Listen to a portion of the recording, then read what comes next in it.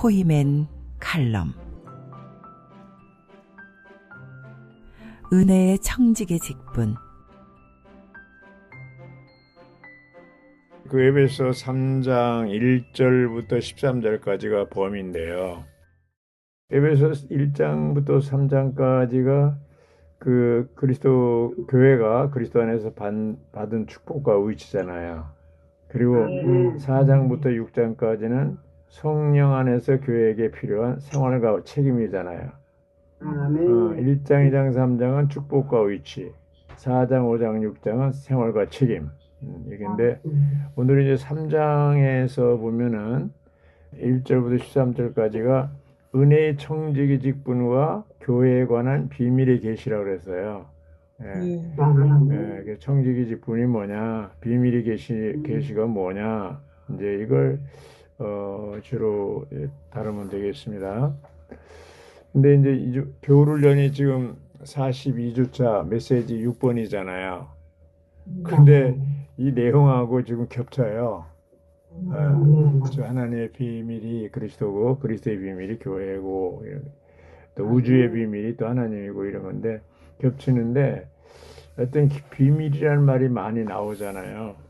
근데 이제 6장에서 얘기한 것처럼 그 아담부터 이 모세까지 모세부터 이 그리스도까지 이 구약 시대죠. 구약 시대에는 비밀이 다 밝혀졌다고 그랬어요.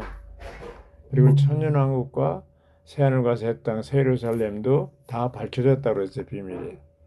그럼 여기서 이제 비밀이라고 얘기하는 뭐예요? 바로 교회 시대, 신약 시대를 얘기하는 거라고 그랬어요. 그래서 하나님이 비밀이고 그리스도가 비밀이고 교회가 비밀이고 비밀인데 바울이 이러한 그 비밀을 얘기할 때 에베소서가 이제 교회에 관한 책이잖아요. 교회에 관한 책인데 여기 그 3장에서 은혜의 청지기 직분과 교회에 관한 비밀이 계시할 때 1절에 보면은 3장 1절입니다. 청지기 직분에 대해서 얘기하는데 이런 이유로 이방인 여러분을 위하여 그리스도 예수님 안에 갇힌 사람인 나 바울. 예수님이 지금 실제로는 어디에 갇혀 있는 거예요? 로마 감옥에 갇혀 있어요. 근데 본인의 얘기하기를 로마 감옥에 갇힌 게 아니고 그리스도 예수님의 안에 갇혔다고 그랬어요. 그렇죠? 근데 이제 3장 1절도 그렇게 했지만 4장 1절에 가서도 똑같은 얘기를 하고 있어요. 그러므로 주님 안에 갇힌 사람인 내가 여러분에게 권합니다. 3장 1절은 그리스도 예수님에게 갇힌 사람인 나 바울이 말한다. 이렇게 얘기하고 4장 1절에 가서는 그러므로 주님 안에 갇힌 사람인 내가 여러분에게 말한다고 그랬습니다. 3장 1절은 말한다고 그랬는데 누구에게 말한 건 없어요. 근데 4장 1절에 가서 여러분 고린도 성도, 에베소 성도들이죠. 말한다고 그랬어요. 그러면서 여러분은 부름을 받았으니 부름에 합당하게 행하십시오. 이렇게 권면하고 있거든요. 그리고 실제로 그러고 보면 1장과 3장 1절과 4장 1절이 연결이 되는데 3장 2절부터 21절까지는 삽입절이라고 그랬어요. 각주에 있는 대로 삽입절. 그래서 이제 삽입절 가운데 2절에서 여러분을 위하여 나에게 주신 하나님의 은혜의 청지기 직분에 대하여 여러분이 들었을 겁니다. 우리도 들었잖아요. 여기 이제 오이코노미아라고 얘기할 때 하나님의 경륜이라고 번역하잖아요. 근데 또 하나 뭐예요? 청지기 직분으로도 번역할 수 있는 거예요. 네. 아까 미양자민 얘기했는 거 하나님 편에서 봤을 때는 하나님의 경륜이지만 사람 편에서 그 하나님의 경륜을 받을 때 그것이 뭐가 돼요? 청지기 직분이 되는 거예요. 네. 그래서 이제 우리가 3장부터 이제 하나님의 부르심을 받았는데 부르심 받은 사람들은 어떻게 해요? 4장 1절에 있는 것처럼 합당한 방식으로 생활해야 되는 것이죠. 합당한 방식으로 생활해야 되는 겁니다. 그래서 이 청지기 직분, 이것이 바로 사역자가 되는 건데, 그리고 이제 그 청지기 직분은 어떤 비밀을 갖고 있는 거야. 비밀 계시를 갖고 있는데, 3절에서 하나님께서 이 비밀을 계시로 나에게 알려주셨습니다. 비밀을 계시로 나에게 알려주셨습니다. 하나님께서 바울에게 뭘 줬어요? 비밀을 알려주셨어요. 어떤 방식으로? 계시로 알려주셨습니다. 그것은 뭐야? 내가 이미 간략하게 기록된 바와 같다고 그랬어요. 그러니까 골로새 2장 2절에 보면 하나님의 비밀은 그리스도가 나오죠. 골로새 2장. 여기 3장 4절에는 뭐가 나와요? 그리스도의 비밀이 교회라는 것이죠. 예. 그래서 이 52절 5장 32절에 가서 뭐 이 비밀이 크도다 그러면서 우주적인 큰 비밀이 뭐냐면 바로 그리스도와 교회에 대한 거라는 거예요. 예, 이제 신약 시대에 주님 오시기 전에 일곱째 나팔이 불기 전에는 이 비밀이 안 풀리는 거예요. 사실 하나님 안 보이잖아요. 비밀이잖아요. 그러니까 온 우주의 비밀이 하나님이라고 그랬는데 창조주 하나님이 창조한 모든 하늘들과 땅과 만물이 사실은 비밀이에요. 그래서 로마서 1장 18절 20절에서 뭐라고 그랬어요? 그 만드신 만물에 그 하나님의 신성이 나타난다고 그랬어요. 그래서 이제 이런 그 비밀이라는 거죠. 그 조각 작품이 있다는 것은 그 조각가가 있다는 거잖아요. 조각가가 있기 때문에 조각 작품이 나온 것처럼 이 천지 만물은 그냥 생긴 게 아니고 하나님의 창조한 하나님의 작품이라는 거죠. 그래서 이제 그런 그 구약 시대에 이런 것을 알 수가 있고 신약에 와서 성육신 자체도 비밀이잖아요. 아무도 그 나사렛 목수의 아들이 하나님인 걸 모르잖아요. 근데 그 말씀이 육신이 돼서 나타나신 분이 전인적으로 예수 그리스도가 바로 비밀이잖아요. 예. 그리고 주님이 죽고 부활하셔서 영이 되셨잖아요. 그래서 이 영이 되시고 이제 영을 통해서 그 영을 통해서 교회가 산출됐는데 이런 것들이 다 비밀이라는 거예요. 예. 그 이제 우리가 자매들끼리 자매님 이거 비밀인데 딴 사람한테 얘기하면 안 돼. 예. 그런 건 비밀이 아니에요. 그런 건 비밀이 아니고 진짜 비밀은 하나님의 비밀은 그리스도고 그리스도의 비밀은 교회다. 이런 것이 이제 놀라운 비밀이라고 볼 수가 있습니다. 그래서 우리는 이 성경을 통해서 이러한 비밀을 알게 되고 이 골로새서 1장 27절에 보면 뭐예요? 이 비밀은 여러분 안에 계신 그리스도다. 우리 안에 계신 그리스도가 비밀이에요. 이 비밀이 바로 영광의 소망이에요. 이건 뭐예요? 아주 굉장히 그 놀라운 비밀인데 주님이 다시 오실 때 밖에서도 오시지만 우리 안에 계신 그리스도, 우리 안에 계신 비밀이신 그리스도가 호련히 변형돼서 깜짝 놀라서 우리 자체가 변형돼 나타나는 거예요. 그래서 마지막 비밀이 뭐예요? 죽은 사람이 부활해서 변형되는 거. 우리 영이 거듭나고 혼은 변화되고 이제 형상을 이루고 몸은 변형되는 거. 이것이 구속의 완성이라고 그러잖아요. 이런 것이 이제 바로 바울이 얘기하는 비밀이라고 볼 수가 있겠습니다. 5절에서 다른 세대에서는 하나님께서 이 비밀을 사람의 아들들에게 알려주지 않으셨지만 지금은 그분의 거룩한 사도들과 신원자들에게 이처럼 분명하게 영안에 계시해 주셨습니다. 자, 다른 시대에는 알려주지 않았어요. 근데 이제 바울 시대에 어떻게 됐어요? 바울과 신원자들에게 분명히 알려줬는데 어디에서? 영안에서.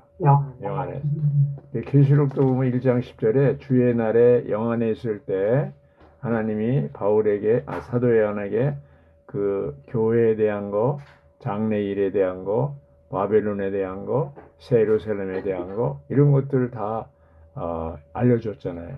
예, 그렇듯이 우리가 영 안에서 있을 때 이러한 계시, 지혜와 계시를 받을 수 있고 영 안에 있을 때 하나님의 비밀인 그리스도와 그리스도의 비밀인 교회를 볼 수가 있다는 것이죠.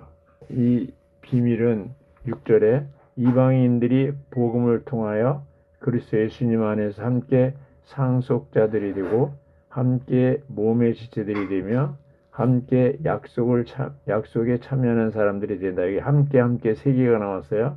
뭐가 함께입니까?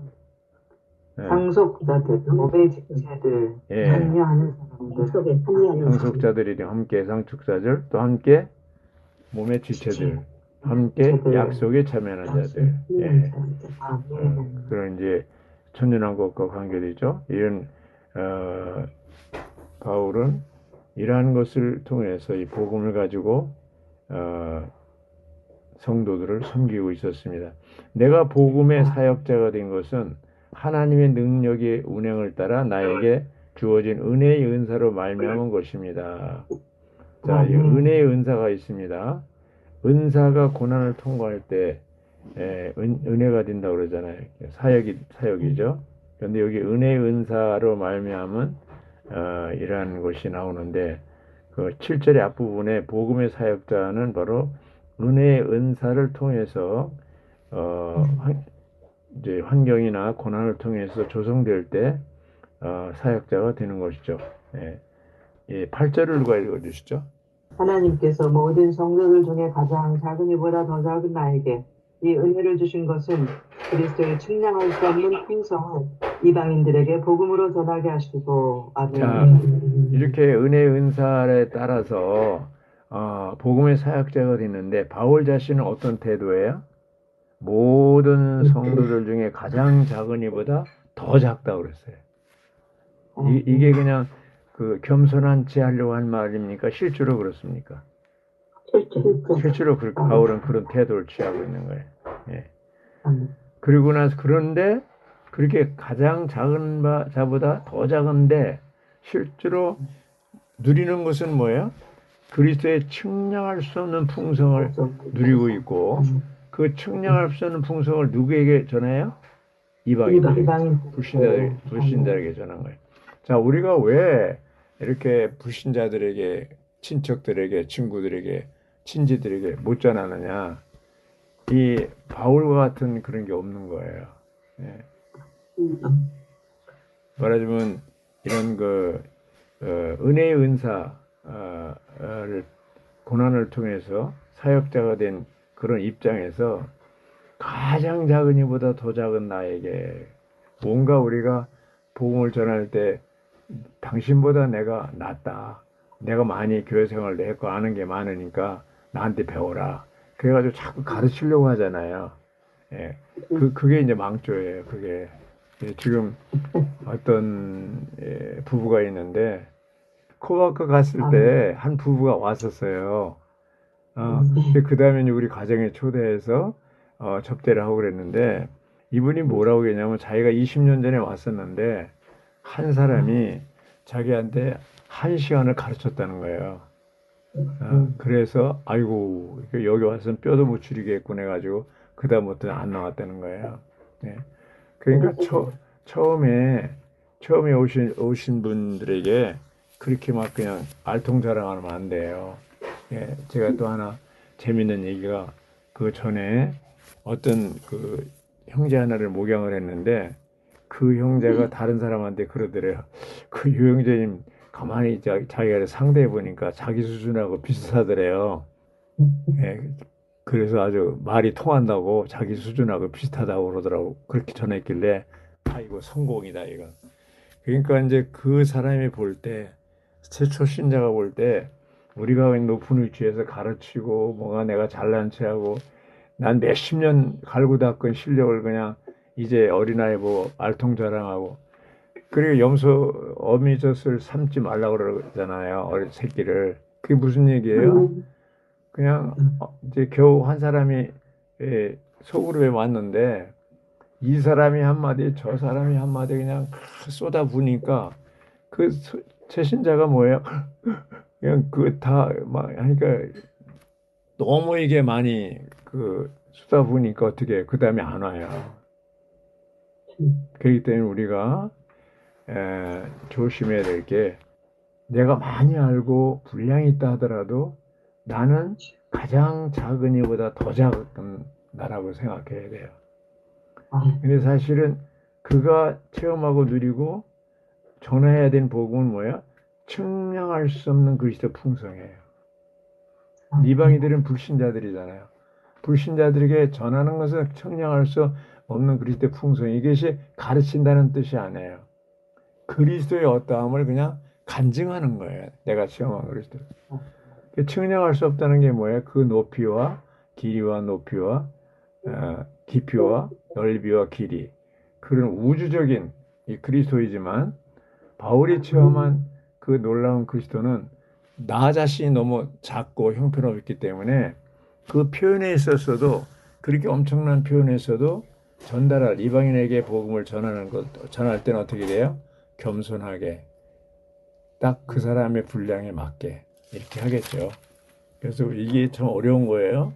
분량은 많은데 그것을 그 사람에 맞게 전한다는 것이 어려워요. 지금도 이제 그 부부가 오라고 그러면 자꾸 꺼리는 게 그 지역, 하필이면 또 그쪽으로 이사 갔더라고요. 그 지역에 소그룹 생활할까봐 겁이 나서 못 들어오는 거더라고요, 보니까. 그래서 이런 면을 우리가 정말 고려를 해야 됩니다.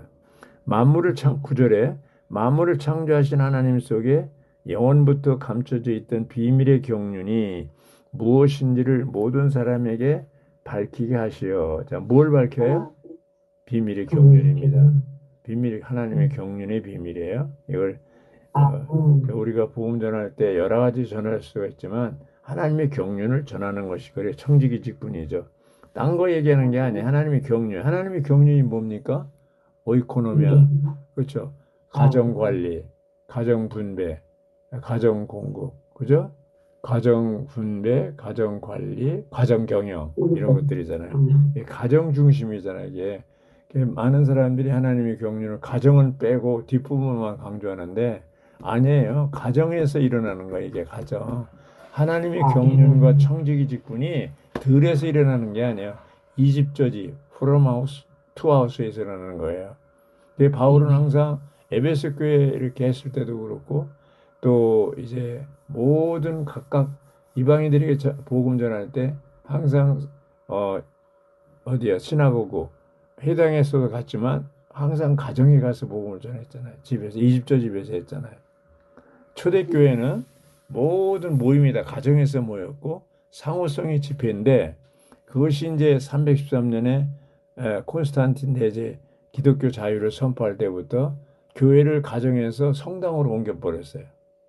그래서 교회가 이제 타락하기 시작한 거예요. 하나님의 경륜을 전달하기가 어렵게 된 거예요. 네. 그래서 다시 우리는 뭐예요? 성당에서 집회소에서 교회를 가정으로 들어오게 해야 돼요. 이 의미가 큰 겁니다. 그 서울교회 그 소식에 보면 교회를 가정으로 그런 말이 있어요. 근데 실제로 그 표고는 그렇게 했는데 그게 하나님의 경륜의 입장에서 어떤 의미라는 거 아는 사람이 얼마나 되는지 모르겠어요. 네. 그래서 우리는 이런 감추었던 비밀의 경륜을 이제 청지기 직분을 가진 우리들을 통해서 전해주고 가정에서 이런 모든 것들이 이루어질 필요가 있는 것이죠. 이제 교회를 통해서 하늘들이 영역에 있는 통치자들, 권세자들, 하나님의 각종 지혜를 알게 하시는 것입니다. 권세자들이 이게 다 천사들이잖아요. 악한 천사, 선한 천사 다 포함된다고 그랬어요. 이제 이것은 하나님께서 우리 주의 그리스도 예수님 안에서 정하신 영원한 목적을 따른 것이라고 그랬어요. 예. 아주 우리 주 그리스도 예수님 안에서 그분을 믿음으로 확신을 가지고 담대하게 하나님께 나아간다고 그랬어요. 그리스도 예수님 안에서 그분을 믿음으로 확신을 가지고 담대하게 하나님께 나아간다. 이 믿음의 창시자의 완성자인 예수님을 뭐예요? 주목합시다 그러잖아요. 그게 몇 장 몇 절이에요? 히브리서 10장 1절이었어요. 히브리서 아멘. 12장 2절이죠. 침례자 요한도 예수님도 어린 양을 보라고 그랬습니다. 바울도 아멘. 믿음의 창시자의 완성자인 예수님을 주목하라고 그랬어요. 그러니까 이게 누구를 보고 가느냐, 봉사자를 본다거나 지체들을 보면 실망해요. 절대로 사람들 보면 안 됩니다. 누굴 봐야 돼요? 믿음의 창시자요 완성자인 예수님을 주목해야 돼요. 그 원리가 또 구약에도 있잖아요. 민수기 21장 9절에 나오잖아요. 뱀에게 물렸을 때 하나님이 처방을 내렸는데 모세에게 어떻게 처방했어요? 장대에 높이 달라 놋뱀을. 그래서 사방에서 바라볼 수 있도록 해서 그리고 뱀에 물리자마자 쳐다봐라 이렇게 명령을 한 거예요. 그래서 그 하나님이 모세를 통해서 명령한 것을 받아들여서 뱀에 물렸을 때 그 물린 상처를 보지 않고 놋뱀에 달린 그 뱀을 쳐다본즉 살더라. 쳐다본 사람은 다 살았어요.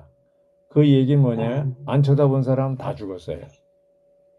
그럼 오늘날 이 신약에 와서 그걸 어떻게 적용하냐? 우리가 문제, 상처 이런 것들을 바라보면 그걸 자꾸 바라본다는 건 뭐예요? 그걸 자꾸 얘기하는 거잖아요. 예. 그런 것이 그렇게 할 때 어떻게 돼요? 오히려 더 상처가 더 안 좋아지죠. 거기 보면 안 됩니다. 그건 내버려 두고 보지도 않고 말하지도 말아야 돼요. 예. 어제도 이제 애손주가 와가지고 자기 이제 상황을 얘기했는데 한참 얘기했다 보니까 다 그 상처 얘기예요. 그래서 듣고 나더니 어떻게 돼요? 내 영이 살아나요? 아니요. 아주 안 좋더라고요. 그래서 그런지 몰라도 아침에 일어났는데 힘이 쏙 빠져 있는 거예요. 그래서 그냥 사탄아 물러가라 그냥 막 선포하고 네가 갈 곳은 불못이다. 그냥 어린 양의 피 적용하고 우리 입에 증거하는 말을 선포하고 아바아바 외치고 주 이름 외치고 막 한참 여기 이제 능력 그리스도의 부활의 능력을 원하고 사실은 이 10시 20분 직전에 한 30분 전까지도 비실비실 했었어요. 근데 주님이 긍휼로 말미암아 이렇게 또 교통하게 하고 선포하게 하고 이것이 정말 주님의 긍휼을 베푸신 거죠. 우리가 이 땅에 사는 동안에 힘 빠지게 하고 아주 그냥 그 악한 자가 틈만 있으면 우리를 공격하고 쓸데없는 생각에 만들고 소극적인 거 이렇게 만지게 되고 상처를 만지게 되고 그러면 어떻게 돼요? 다 힘 빠지는 거예요. 그걸 보지 말고 다시 믿음의 창시자 완성자인 예수를 주목해야 됩니다. 네. 그래서 이제 각종 지혜를 알게 하는 이런 놀라운 능력을 체험해야 됩니다. 이것은 하나님께서 우리 주 예수 그리스도 예수님 안에 정하신 영원한 목적이 있다는 것이라고 그랬잖아요. 우리는 우리 주 그리스도 예수님 안에서 그분을 믿음으로 확신을 가지고 담대하게 하나님께 나아갑시다. 아멘. 누구에게 나가요? 하나님께. 어떻게? 담대하게. 예수님을 그분을 믿음으로 확신을 가지고 나가야 돼요. 그래서 우리를 약하게 하고 소극적인 생각을 하게 하고 막 사탄이 공격을 할 때 우리는 사탄아 물러가라 선포하고 이제 그러므로 여러분을 위하여 내가 환난은 당한다고 해서 낙심하지 않기를 바랍니다. 이러한 환난은 여러분의 영광입니다. 그랬잖아요. 바울이 주를 위해서 그렇게 수고하고 애쓰고 그랬는데 왜 또 감옥에 갇혔냐. 그래서 그때까지 예를 들면 디모데도 그렇고 그 데마는 로마에 갇혀 있을 때는 있었어요. 동역자로. 근데 이제 다시 또 갇힐 때 그때는 떠났어요. 그래서 디모데후서 편지 보면 나와 함께 있던 사람이 다 나를 버리고 떠났다고 해서 아시아에 있는 사람들이 그 중에 하나가 데마잖아요. 이렇게 이제 그런 것이다 환난을 당할 때 낙심하게 되죠. 그러나 이제 바울이 13절에 그러므로 여러분을 위해 내가 환난을 당한다고 해서 낙심하지 말고 떠나지 말아라. 예, 이게 다 여러분의 영광이다. 내가 지금 아멘. 갇혀 있는 것이 여러분에게 영광이라는 거예요. 예. 아멘. 그래서 이제 봉사자가 어려움을 당하고 환난을 당할 때 생각을 어떻게 하냐? 저 형제가 또 저 봉사자가 뭔가 죄를 지은 게 있으니까 하나님이 이제 징계하나 보다. 이런 식으로 하면 안 된다는 거예요. 오히려 그럴 때 어떻게 해요? 더 위로를 받고 낙심하지 말고 다 이제 그 감옥에 갇히고 막 했어도 그것이 하나님의 주권이고 하나님의 경륜이고 이제 그 청지기 직분을 수행하기 위한 과정이다. 이렇게 보고 해야 이제 나도 보호되고 그 사도와 신원자도 보호가 되는 거예요. 결코 속죄고 생각 안 됩니다. 그런 면에서 에베소 3장 1절부터 13절까지는 굉장히 우리에게 중요한 내용이라고 볼 수가 있겠습니다. 아멘.